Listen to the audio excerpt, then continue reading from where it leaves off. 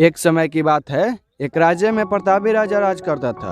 एक दिन उसके दरबार में एक विदेशी आगंतुक आया। उसने राजा को एक सुंदर पत्थर उपहार स्वरूप प्रदान किया। राजा वह पत्थर देखकर बहुत प्रसन्न हुआ।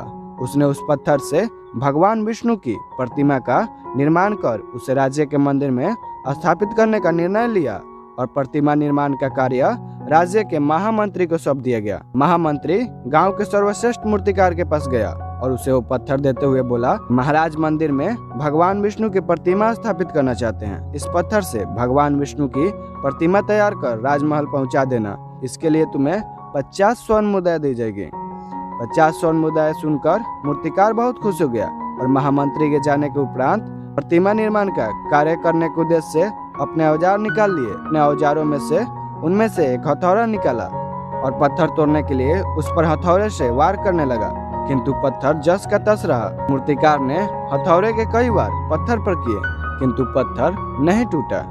50 बार प्रयास करने के उपरांत मूर्तिकार ने अंतिम बार प्रयास करने के उद्देश्य से हथौड़ा उठाया, किंतु यह सोचकर पत्थर पर हथौड़े से प्रहार करने से पहले ही वह रुक गया। उसने सोचा कि 50 बार वार करने से पत्थर नहीं टूटा, तो अब ये पत्थर क्या टूटेगा, और उसने उस पत्थर को वैसे ही छोड़ दिया।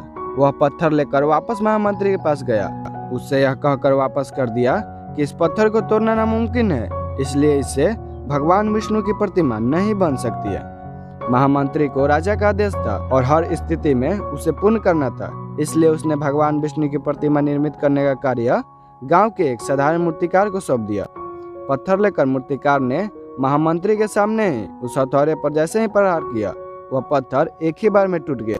पत्थर टूटने के बाद मूर्तिकार प्रतिमा बनाने में जुट गया। इधर महामंत्री सोचने लगा, काश पहले मूर्तिकार ने एक अंतिम प्रहार किया होता तो वह सफल हो गया होता और यह 50 स्वर्ण मुद्राओं का वह हकदार होता।